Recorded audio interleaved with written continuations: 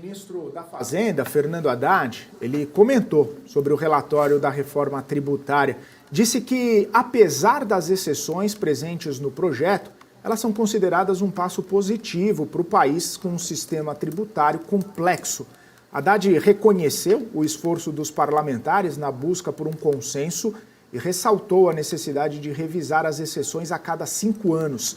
O ministro acredita que a reforma vai criar um ambiente de negócios mais favorável, melhorando o ambiente para investimentos estrangeiros e potencialmente impulsionando o crescimento econômico do Brasil.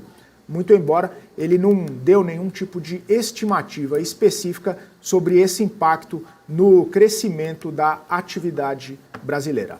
E o secretário especial de Reforma Tributária, Bernard Arpin, disse que a proposta pode ter um efeito pequeno nas alíquotas dos novos tributos, mesmo com a aplicação das exceções. Para ele, estas mudanças que limitaram ali benefícios e isenções ajudaram a compensar as concessões, embora o Ministério da Fazenda ainda não tenha atualizado os cálculos das alíquotas. Bernard Arpin ainda criticou as exceções, como alíquotas menores para profissionais liberais, tratamentos específicos também para setores como aéreo e saneamento, argumentando que o sistema de cashback seria mais eficaz. Bernard Arpin também comentou que o ideal seria não ter incorporado mais exceções e que, do ponto de vista estritamente técnico, seria melhor até ter reduzido as exceções que foram incorporadas no texto que veio da Câmara dos Deputados.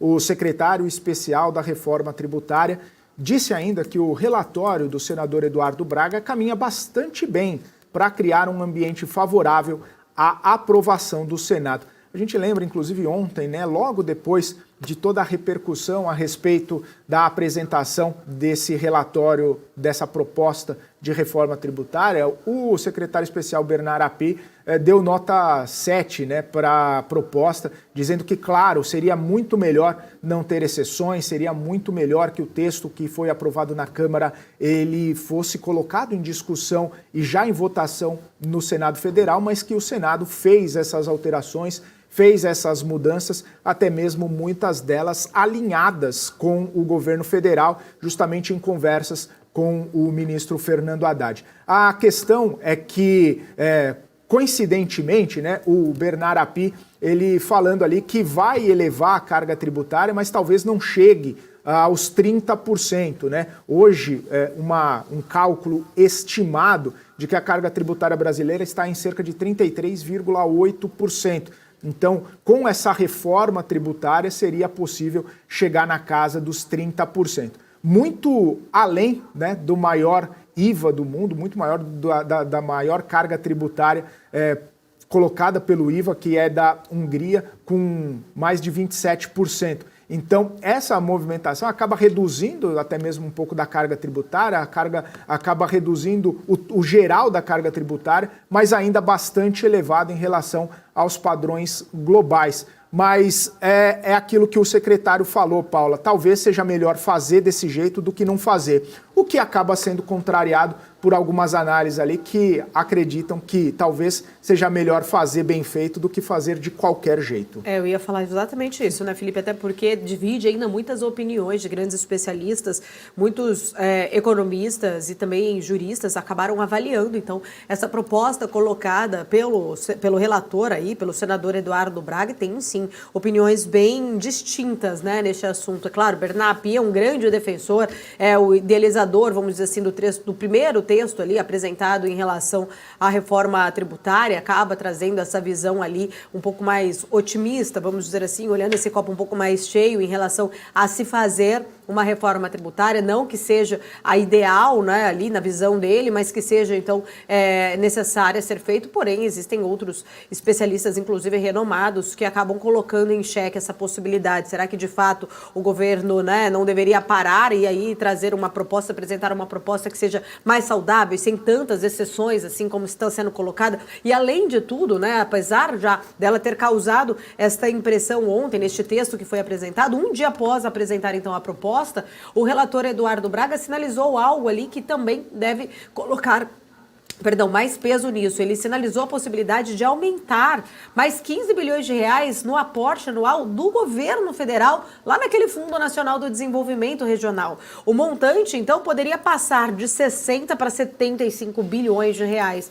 Essa proposta, ela contraria o entendimento do Ministério da Fazenda, porém atende todas as demandas dos governadores. Há uma grande pressão por parte dos governadores. Inclusive, os governadores, a princípio, pediam ali na casa dos 80 bilhões de reais de repasse para este fundo especificamente. O texto que saiu da Câmara tinha ali na casa dos 40. No texto apresentado ontem, chegou então a 60 e agora o senador Eduardo Braga coloca, sim, a possibilidade de fazer este outro aporte de mais 15, né? Chegando então aí a 75 bilhões de reais. E esse fundo, ele tem ali o principal objetivo, reduzir as desigualdades regionais e vai ser financiado pela União, distribuído então aos estados. O fundo já tinha, recebido, como eu falei anteriormente, este aumento de 20 bi, que saiu de 40 quando estava na Câmara para 60, e essa alteração já havia sido negociada, inclusive com o Ministério da Fazenda, para conseguir acabar avançando na proposta aí dessa PEC,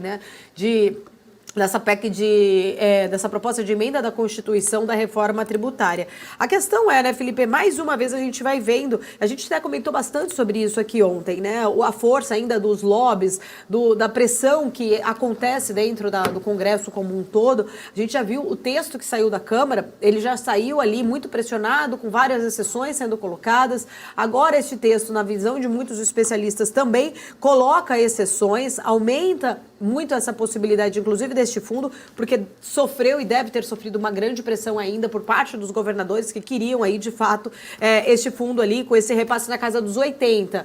Quando o Eduardo Braga, ele levanta essa possibilidade, 75 é praticamente aí os 80, que era o que estava sendo pedido pelos governadores, inclusive. É uma reforma tributária que nasceu ali com o principal objetivo de ser uma facilitadora, mas o modelo continua sendo considerado ainda mais complexo por muitos especialistas do setor. Pois é, Paula, e é até interessante, porque ontem a gente já comentava isso a respeito de onde vai vir a fonte dos 60 bilhões. Agora a gente passa a se questionar de onde vai ser a fonte de recursos para 75 bilhões.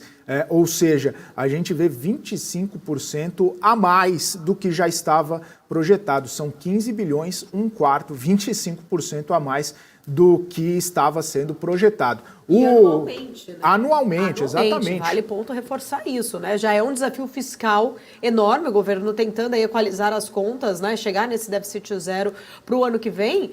Se você for olhar exatamente isso, é um impacto muito significativo para os próximos anos. Muito grande e, segundo o relator, e até mesmo está sendo comentado lá no Senado, que seria o crescimento econômico, o crescimento da atividade, o crescimento do PIB, a melhora no ambiente promovido pela reforma tributária, que teria e traria essa capacidade maior de arrecadação e traria essa capacidade maior de aporte no Fundo de Desenvolvimento Regional. Então, estaria colocando no futuro, ou numa possibilidade de arrecadação, um gasto já contratado, o que acaba sendo até um pouco fora da realidade. O que acontece também, e aí é uma questão trazida até pelo próprio secretário especial Bernard Api, ele, em tom de crítica até, eu senti numa entrevista que ele deu ao jornal Valor Econômico, falando sobre as pressões políticas. Tudo que ele falou, várias perguntas do jornalista, ele falou, mas foi uma decisão política. Se fosse estritamente técnico, não seria desse jeito. Foi uma decisão política.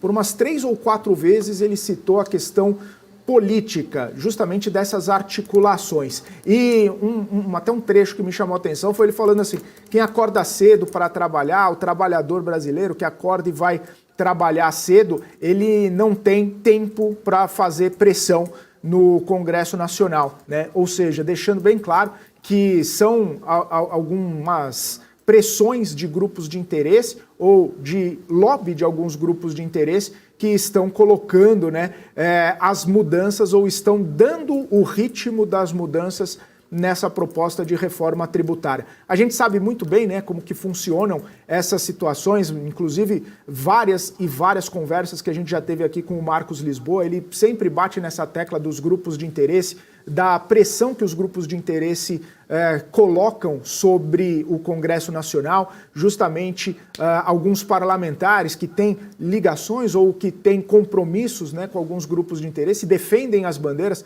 de forma legítima, sim, mas acabam sobrepondo, né, a vontade ou até mesmo a pedida de alguns grupos de interesse em detrimento de um interesse maior da população ou que o interesse que poderia trazer melhores condições para mais gente ou para a população como um todo.